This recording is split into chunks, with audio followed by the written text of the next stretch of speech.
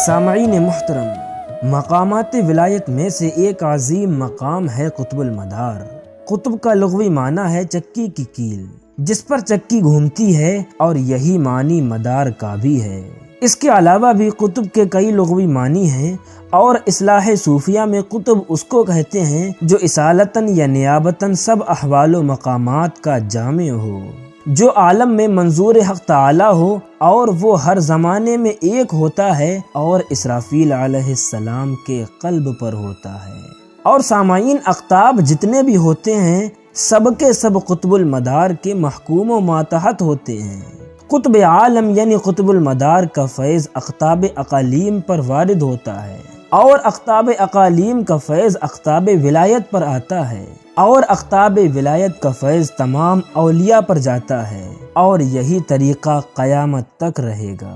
اور سامعین، مقام قطب المدار کتنا بلند و بالا ہے، آپ اس کا کچھ اندازہ آگے بیان ہونے والے اکابرین و سلف صالحین کے ارشادات و تحریرات سے کر پائیں گے۔ حضرت مجدد الفسانی شیخ احمد فاروقی سرہندی علیہ رحمہ فرماتے ہیں کہ نبوت اور ولایت کے درمیان ایک مرتبہ امامت کا ہے، اور اس مرتبہ پر فائز حضرات ائمہ تھے، اور وہ اپنے وقت کے قطب المدار تھے۔ اور پھر ایک دوسری جگہ فرماتے ہیں کہ قطب الاقطاب یعنی قطب المدار کا سر آن حضرت صلی اللہ علیہ وسلم کے قدم کے نیچے ہے۔ قطب المدار انہی کی حمایت و رعایت سے اپنے ضروری امور کو سر انجام کرتا ہے، اور عہدۂ مداریت سے برآ ہوتا حضرت فاطمہ رضی اللہ عنہما اور امامین یعنی امام حسن اور امام حسین و حضرت علی کرم اللہ وجہ الکریم اسی مرتبے پر فائز تھے۔ اور سامعین اکرام، اسی کے متعلق مولانا شاہ ظہیر احمد قادری چشتی سہسوانی تحریر فرماتے ہیں کہ مدار ایک مرتبہ ہے نبوت اور ولایت کے درمیان، اور آگے تحریر فرماتے ہیں کہ اولیاء واتقیہ کی جائے باز گشت قطب المدار ہے، جیسا کہ پیغمبروں کو بزرگی ایک دوسرے پر ہے، اولیاء کے درمیان بھی ایسا ہی ہے۔ اس مقام کے دو مرتبے ہیں، ایک نبوت اور دوسری ولایت، مگر اولیاء کو مرتبہ ولایت حاصل ہے، اور مداریت کا مقام نبوت و ولایت کے درمیان ہے۔ اور اسی کے متعلق مولانا شاہ حافظ علی انور قلندری فرماتے ہیں کہ اولاً مرتبہ قطبیت کی متولیہ حضرت فاطمۃ الزہرا رضی اللہ تعالی عنہما من جانب آن حضرت صلی اللہ علیہ وسلم اپنی مدت حیات بھر رہیں، اور آپ کے بعد خلفۂ اربعہ کی طرف یہ نعمت منتقل ہوئی، اور ان کے بعد حسنین پاک اسی مرتبے پر فائز ہوئے۔ چنانچہ صاحب تفسیر روح البیان حضرت علامہ اسماعیل حقی قرآن مجید کی سورہ نبا کی ایک آیت کی تفسیر میں لکھتے ہیں کہ ہر زمانے میں ایک قطب ہوتا ہے، یہ سب سے بڑا ہوتا ہے، اسے مختلف ناموں سے پکارا جاتا ہے۔ مثال کے طور پر قطب عالم، قطب اکبر، قطب الارشاد، قطب مدار، قطب جہاں اور جہانگیر۔ عالم علوی اور عالم سفلی میں اسی کا تصرف ہوتا ہے، اور سارا عالم اسی کے فیض و برکت سے قائم ہوتا ہے۔ اگر قطب عالم کا وجود درمیان سے ہٹا دیا جائے تو سارا عالم درہم برہم ہو کر رہ جائے۔ قطب عالم براہ راست یعنی بے واسطہ اللہ تبارک و تعالیٰ سے احکام و فیض حاصل کرتا ہے، اور فیوز کو اپنے ماتحت اقطاب میں تقسیم کرتا ہے۔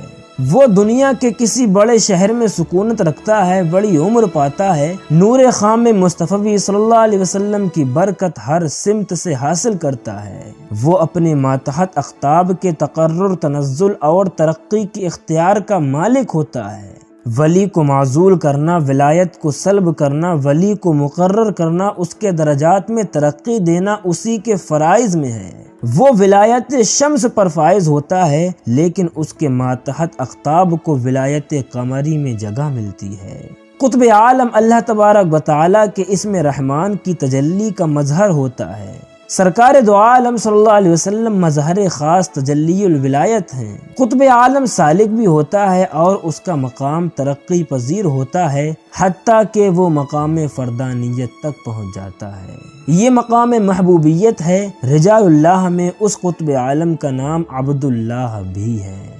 اور سامعین، سیدنا نصیر الدین چراغ دہلوی رحمۃ اللہ علیہ کے مرید و خلیفہ حضرت میر سید جعفر مکی رحمۃ اللہ علیہ فرماتے ہیں کہ جب ولی ترقی کرتا ہے تو قطب ولایت ہو جاتا ہے، اور قطب ولایت ترقی کر کے قطب اقلیم ہو جاتا ہے، اور قطب اقلیم ترقی کرتا ہے تو قطب عالم ہو جاتا ہے، اور قطب عالم ترقی کر کے عبد الرب کے مرتبے پر قطب الاقطاب ہو جاتا ہے، اور قطب اقلیم ہی کو قطب ابدال بھی کہتے ہیں۔ پھر تیسری مرتبہ یہ قطب الارشاد ہو جاتا ہے، اور قطب الارشاد ترقی کر کے مقام فردانیت میں پہنچ جاتا ہے۔ الغرض قطب عالم، جسے قطب المدار بھی کہتے ہیں، اس کو اختیار ہے کہ اگر چاہے تو اقطاب کو قطبیت سے معزول کر دے۔ اور سامعین، شیخ اکبر محی الدین ابن العربی علیہ رحمت و رضوان نے فتوحات مکیہ میں کئی جگہ پر قطب کے اوصاف و کمالات و مراتب کا خاصا ذکر کیا ہے۔ چنانچہ آپ لکھتے ہیں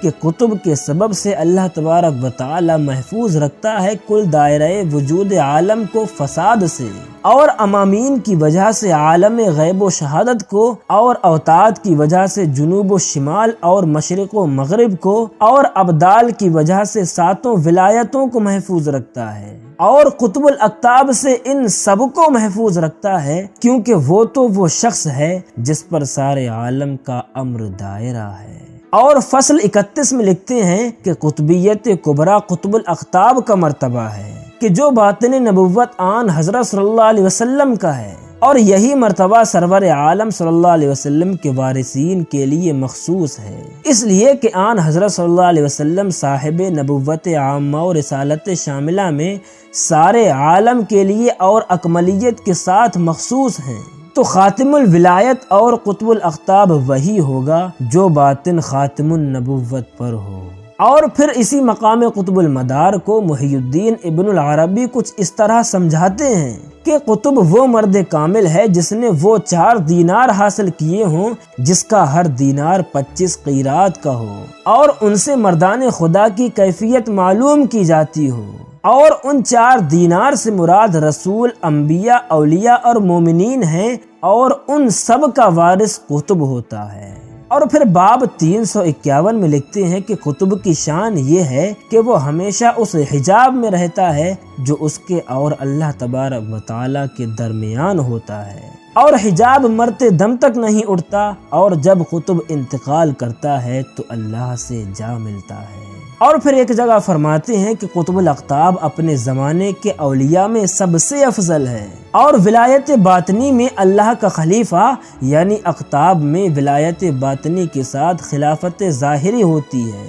چنانچہ ابو بکر و عمر و عثمان غنی و علی و حسن و حسین و عمر بن عبد العزیز رضی اللہ عنہ، اور بعض کی صرف باطنی ہوتی ہے جیسے بایزید بستامی۔ اور ناظرین، ہم آپ کو یہ بھی بتاتے چلیں کہ قطب مدار کو قطب الاقطاب، قطب عالم، قطب الارشاد وغیرہ ناموں سے بھی موسوم کیا جاتا ہے، اور اس مقام پر ہر زمانے میں ایک ولی ہوتا ہے، اور وہ اسرافیل علیہ السلام کے قلب کے مطابق ہوتا ہے۔ اور سامعین، شیخ عبد الوہاب شعرانی لکھتے ہیں کہ شیخ اکبر فتوحات کے باب 255 میں لکھتے ہیں کہ قطب اپنی قطبیت میں قائم نہیں رہ سکتا تا وقت یہ کہ اس کو ان حروف مقطعات کے معانی معلوم نہ ہوں جو اوائل سورہ قرآنی میں ہوتے ہیں۔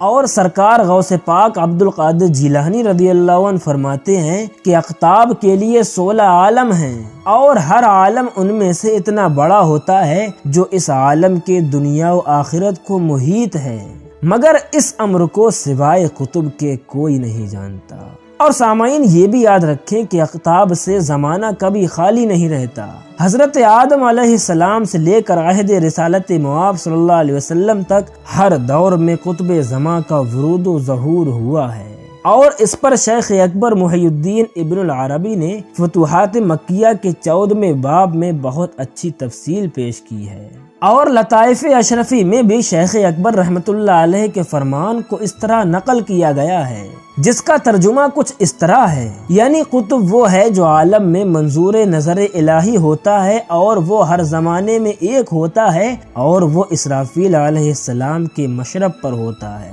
اور قطبیت کبریٰ جو قطب الاقطاب قطب المدار کا مرتبہ ہے، اور یہ مرتبہ باطن نبوت صلی اللہ علیہ وسلم کا ہے، اور یہ مرتبہ کمال صرف وارثان محمد صلی اللہ علیہ وسلم کا ہے، اس لیے کہ آپ صلی اللہ علیہ وسلم ہی اکملیت سے مختص ہیں۔ تو خاتم الولایت اور قطب الاقطاب وہی ہوگا جو باطن خاتم النبوت صلی اللہ علیہ وسلم پر ہو۔ اور سامعین، تذکرۃ العابدین میں کچھ اس طرح لکھا ہے کہ اب یہ سمجھ لینا چاہیے کہ ان تمام گروہوں میں کیا کیا مرتبہ اولیاء اللہ کا ہوتا ہے۔ دنیا کا کل کارخانہ اللہ جل شانہ نے اولیاء اکرام کی ذات سے وابستہ کیا ہے، اور اس گروہ کے 12 نوع ہیں۔ اول ان میں قطب الاقطاب ہے، جس کو قطب العالم بھی کہتے ہیں، اور وہ ایک ہی ہوتا ہے، خواہ قطب الارشاد ہو یا قطب المدار، اس کے 12 نائب یا یوں کہیے کہ مدار المہام ہوتے ہیں۔ اور دوسرا غوث ہے، مرتبہ اس کا قطب سے کم ہوتا ہے۔ اور سامعین، صاحب در المنظم فرماتے ہیں کہ قطب الاقطاب وہ ہے جس کے مرتبے سے اعلیٰ سوائے نبوت عامہ کے اور کوئی مرتبہ نہ ہو، اسی وجہ سے قطب الاقطاب صدیقوں کا سردار ہوتا ہے۔ حضرت سید باسط علی قلندر قدس سرہ فرماتے ہیں کہ مقام قطب الارشاد بہت رفیع المنزلت ہے، جس سے آگے اولیاء کا مقام نہیں ہے۔ سامعین باوقار، ان عبارتوں سے خوب معلوم ہوا کہ مقام قطب المدار کی قدر و منزلت کیا ہے، اور یہ بھی معلوم ہوا کہ اقطاب کے مختلف درجات و مقامات ہیں، اور یہ بھی ظاہر ہوا کہ قطب اکبر، قطب عالم، قطب الاقطاب اور قطب الارشاد و قطب المدار ایک ہی شخص کے نام ہیں۔ چنانچہ سرکار مدار العالمین بھی 282 ہجری میں مقام قطب المدار پر فائز ہوئے۔ گویا کہ مذکورہ ان ناموں میں سے کسی نام سے ان کے اوصاف، مراتب اور مقامات و مناقب بیان ہوں، وہ سب قطب المدار کے اوصاف و مراتب اور مقامات و مناقب بیان ہوں گے۔